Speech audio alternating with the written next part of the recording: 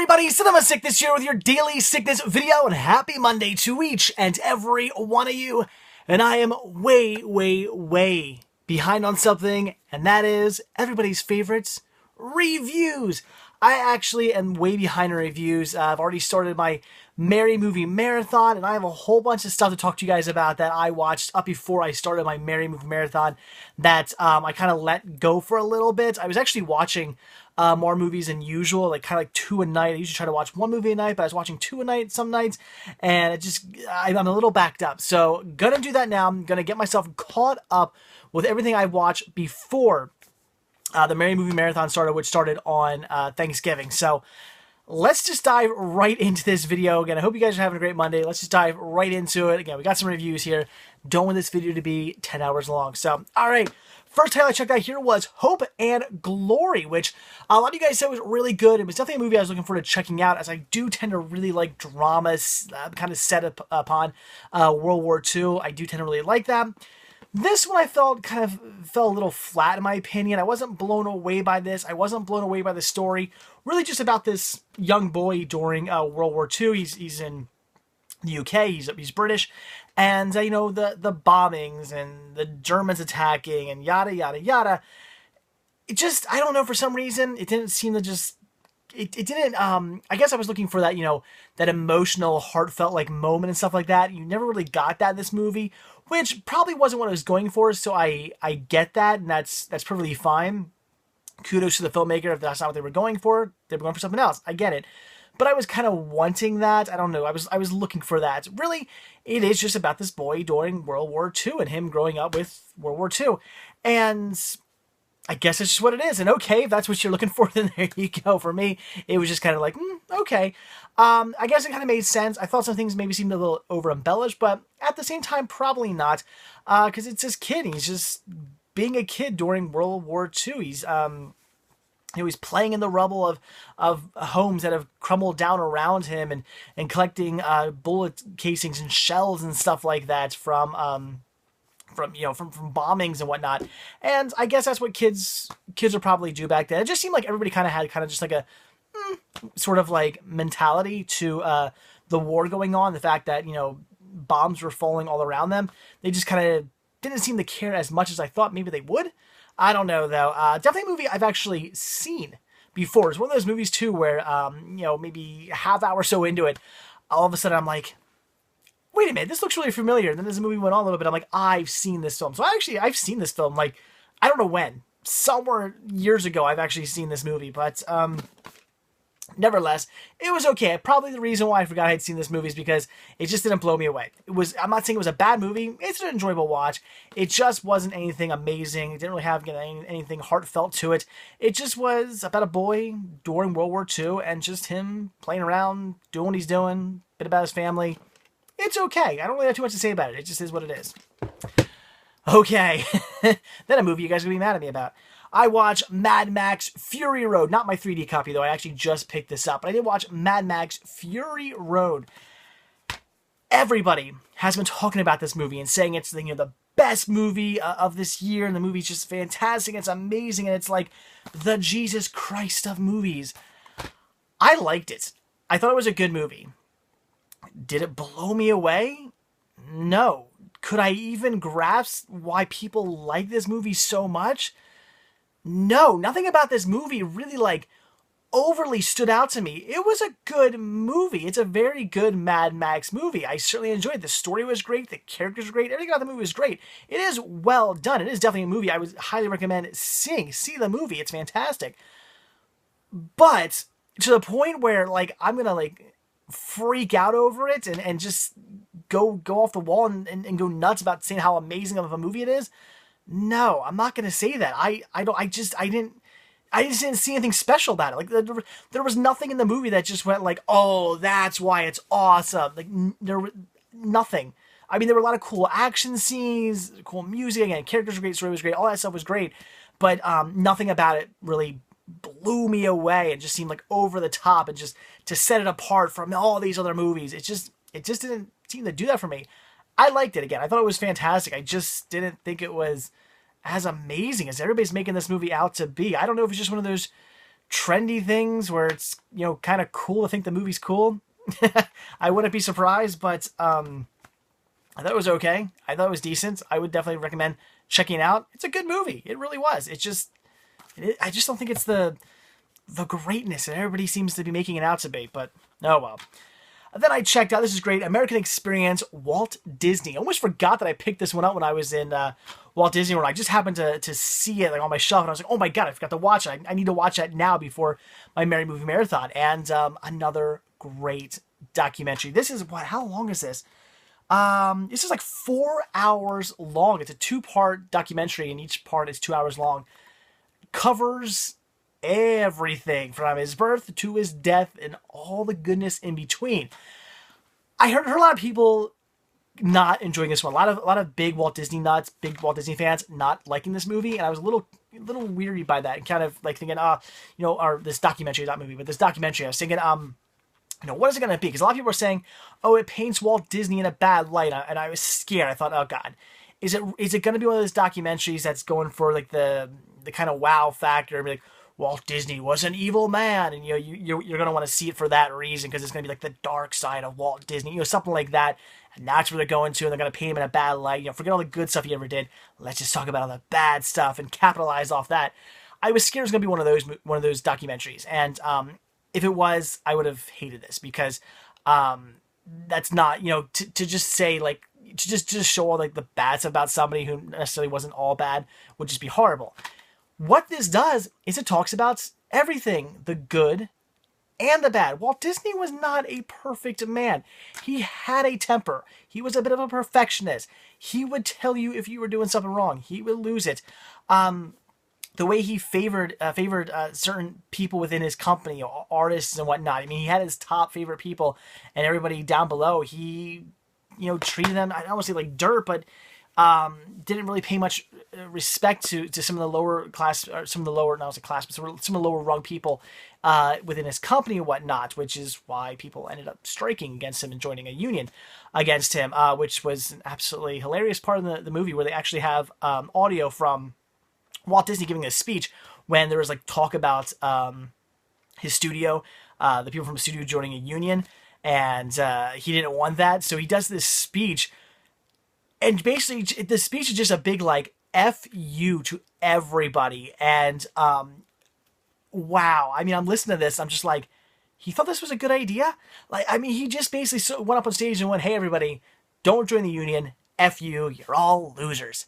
And expected people to not join. I think one guy said, like, his 10-minute speech did more of, like, 10 months of campaigning would have done. Like, the next day, everybody joined the union. So it's just, he was not a perfect man. Nobody is. And they do talk about the goods and the bad. So yes, they are talking about the bad parts of Walt Disney. They do, again, they talk about his temper. They talk about how he treated people. They talk about, like, you know, during like McCarthyism and when he was like outing people for being communists and all this stuff.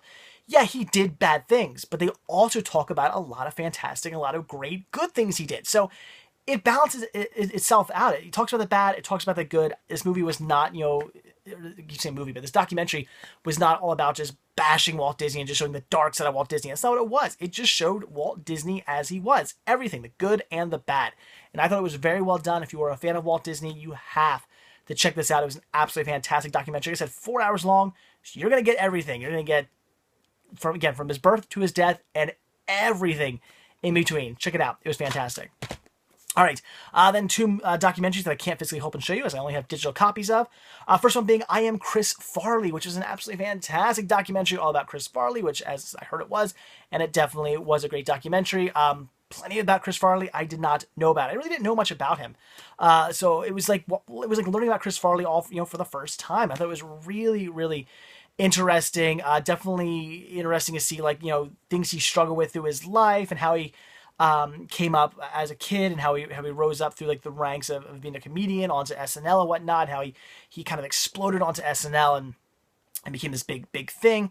So very interesting documentary and definitely worth checking out. I don't really have too much to say about it, except for the fact that it was very well done.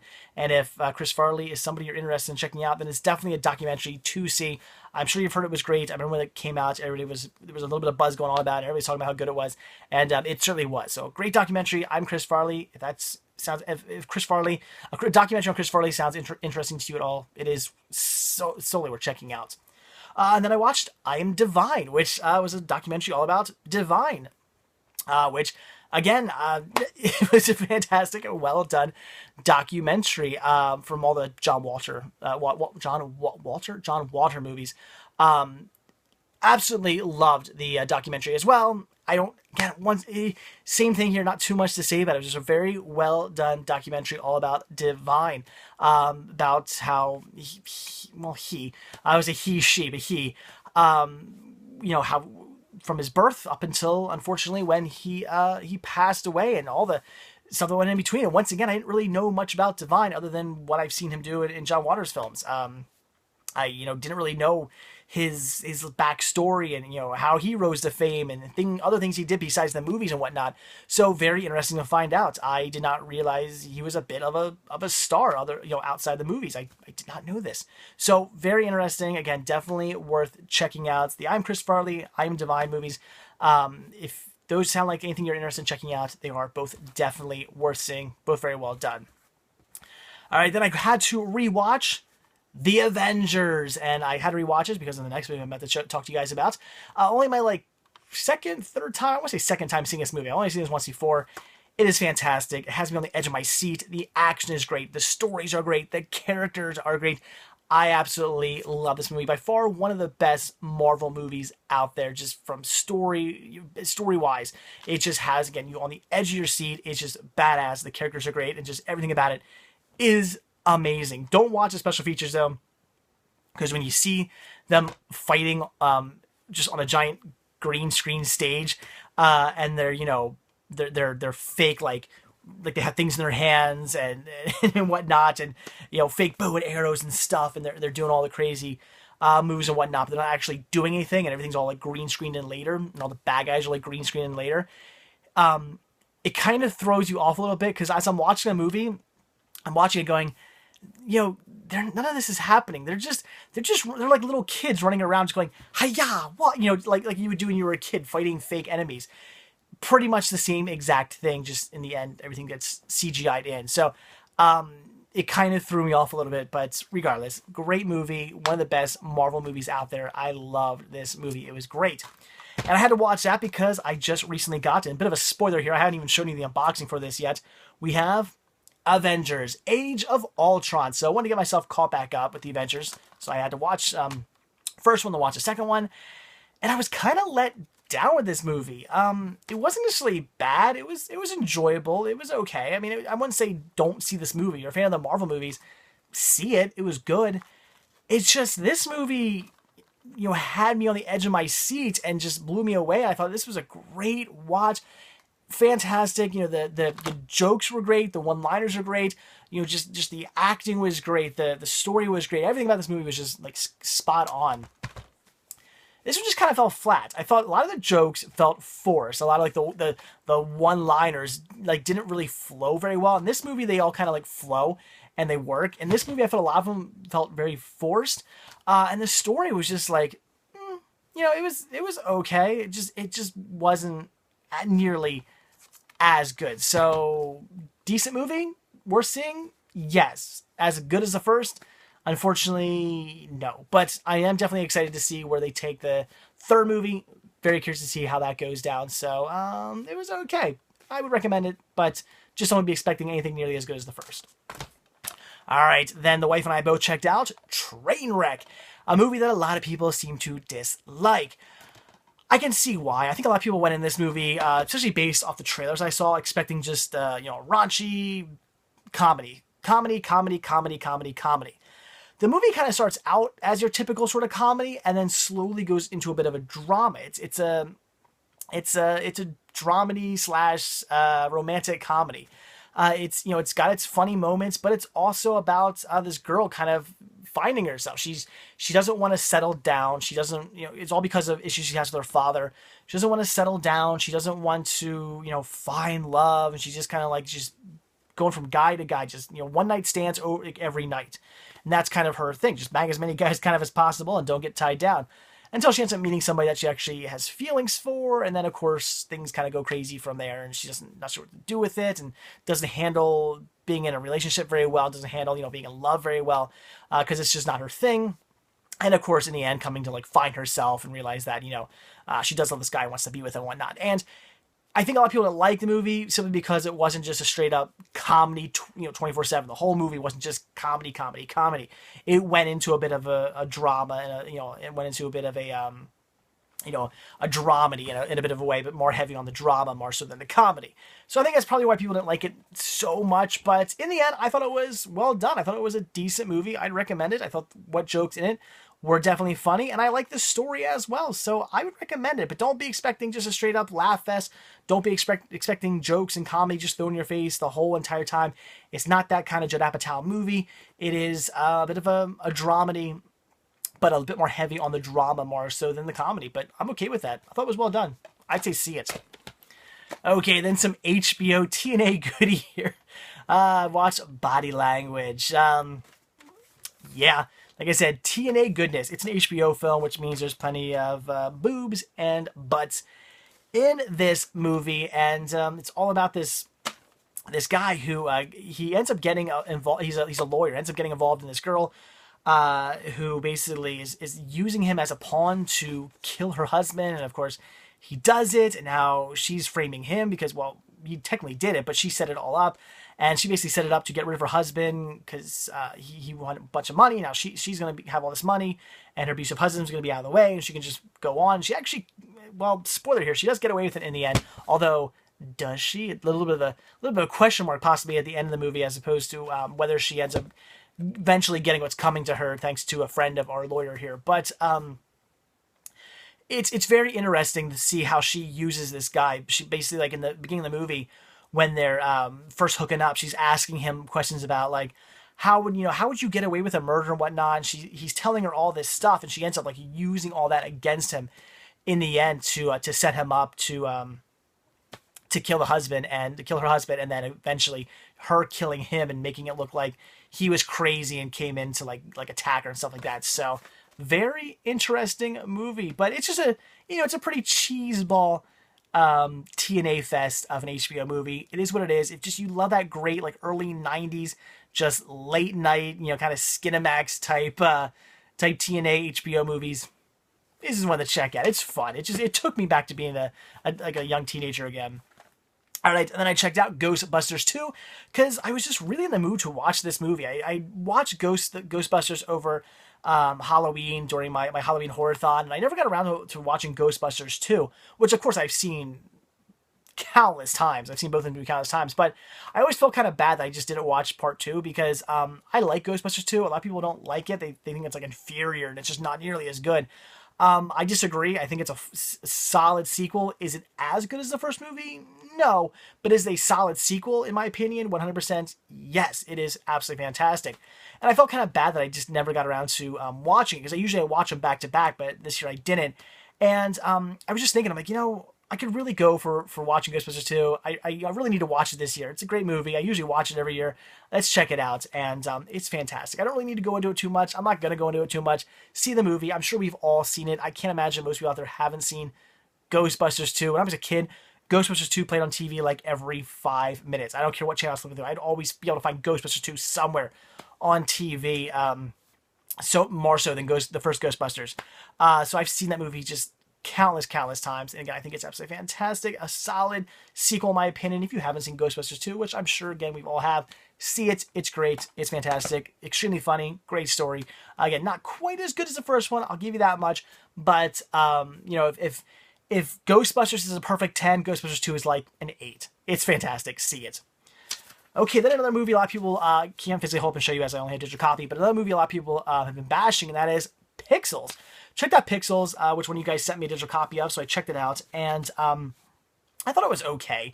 A lot of people really, right now, hate Adam Sandler. It's become like an Adam Sandler bash fest recently, And once again, not necessarily because I think he's deserving of it, probably because it's the cool, trendy thing to do. Well, I don't like Adam Sandler. Why? Oh, everybody else doesn't. His movies aren't all that bad. Yes, he does do some stinkers. I'm not saying every movie he's done is great. No, he's done some bad movies, but he does a lot of good movies too. I like his romantic comedies, like Blended and stuff like that. I thought that was good. And I think wasn't I just recently talking about him? My Q&A video, I was recently talking about him. Like, Blended was good, and I forget what the name of it is, but that movie with his son, that was good as well. The one where he plays like him and his sister, that was horrible. But the Grown-ups movies, first one was good, second one was just kind of but he does decent movies. I like Adam Sandler movies, and Pixels was good. I thought it was funny at the times it was meant to be, but that's another thing. The movie wasn't just straight up laughs the whole time, which I think a lot of Adam Sandler movies have become. His movies went from just like laugh to laughing here and there, but also telling a decent story. And I thought Pixels told a fairly decent story. I think a lot of gamers didn't like it because there was a lot of stuff in it that just wasn't truthful to the classic games you're representing. I'll give you that. Even as somebody who's not like a diehard gamer, I know enough about a lot of these classic games to know like, okay, that was wrong, and well, that doesn't work that way, and that's not going to happen. I know some things like that, so I'll give you that. There were a lot of inaccuracies as far as the games were concerned, which is the one big thing I would say they should have fixed that. They should have done more research on the games before they did the movie. I would have done that and find out, does the plot really work with some of these? Like, I would have looked into that just a little bit more, because it really does kind of take away from the film, the fact that you're like, well, that's not how that works, and that's not the way the game is, and what cheat codes, what weird things like that in the game that kind of just are within the movie that just kind of make you raise an eyebrow and takes you away a little bit. But besides that, I thought the story was fun. It had some great funny moments in it. I thought it was enjoyable. I actually like Pixels. I don't think it's nearly as bad as everybody makes out to be. Is it a masterpiece? No, certainly not. It's a popcorn film. That's what I like to say it.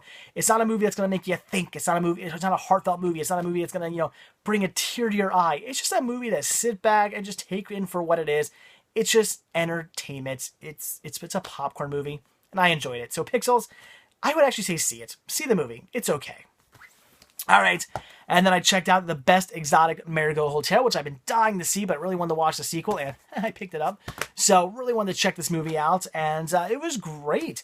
I love the story of all these older people and them going to India, to the Best Exotic Marigold Hotel, which is a hotel for older people, and them all coming to terms with themselves and coming to terms with their age. And we have like a super racist woman who kind of she's now stuck in India and has to come to terms with that. And we have a couple who are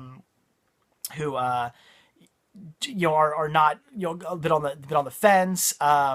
They end up coming to terms with like their relationship, and all these other great characters who just kind of come to terms with their age and what's going on with their lives. And of course, the whole side story of the kid running this hotel and trying to, it was his dad's hotel, now he's trying to build a hotel back up, and he's dealing with his mother and the fact that he's in love and wants to get married to this girl.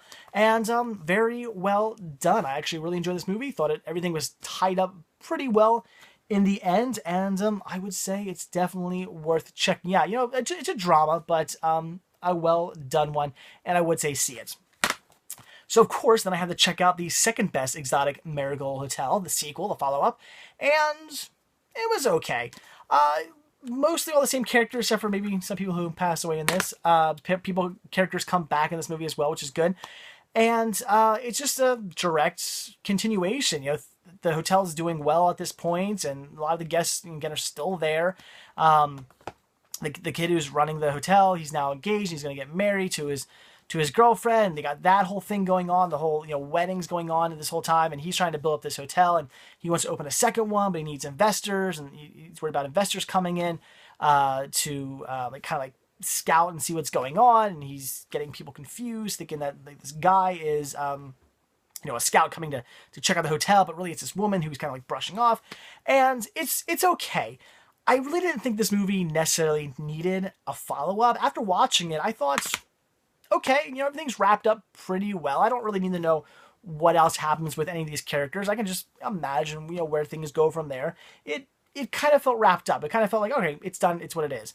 But then they popped out a sequel, and I didn't think the sequel was bad. I thought it was enjoyable. Is it worth seeing? If you've seen the first one, sure.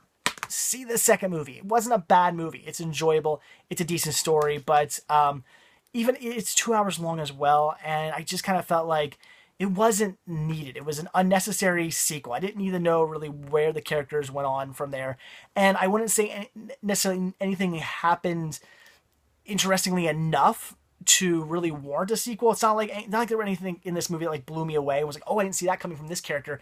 Basically, everything I kind of assumed happened afterwards. I kind of went, okay, these people probably got together, and the kid and his girlfriend, they got married. I kind of assumed, the hotel did well. I kind of assumed where the story would have continued on, and I was right. Everything I just assumed was going to happen happened. So it's kind of like, well, if they pretty much, if after watching this I can assume that that's what happens, like I didn't really need to know that that's what happens. I already figured that one out for myself. You didn't really leave it. They didn't really leave this one open too much to interpretation. Like, oh, I wonder where things go with these characters. It was kind of like, oh, okay, that's probably where this goes. Like, okay, and it did. So not a bad movie. It was enjoyable. It's a decent enough follow up, but see this one if you want. But again, it was good. I'm not saying this is a bad movie. It just felt unwarranted, unneeded, unnecessary, but it was still good, still worth a watch. If you've seen the first one and you want to see a second one, why not? All right, guys, there you go. That was it. That's everything I've recently checked. Well, maybe not recently, but checked out a few weeks ago. Like I said, now I'm into my Merry Movie Marathon, and I'll probably have another review video up for you guys coming up fairly soon, talking about nothing but holiday-related movies, which I'm very excited to be started doing. I love watching like Christmas movies and Thanksgiving movies and New Year's movies and like winter related movies. I love this time of year. It's great. I love watching all these just fantastic movies. So very excited to be diving into that now. So, all right, guys, there you go. That is it. So like I always say, thank you guys so much for checking this video out. Be sure to hit that like button down below. Also, if you're not already subscribed, please do. I do a brand new daily sickness video every single day. So hit that subscribe button and you'll get a new video. And also, if you're not already over at cinemasickness.com watching this video, if you're watching us on YouTube, look down below in the description. Click on that link to cinemasickness.com. Head over there, check it out, and see a lot more than just these videos. I don't know where I'm going with that. So, all right, guys, that is it. Thanks for watching. Have a great Monday. I'm tired. I think I'm going to go rest. All right, I'll see you guys later. See you tomorrow. Bye.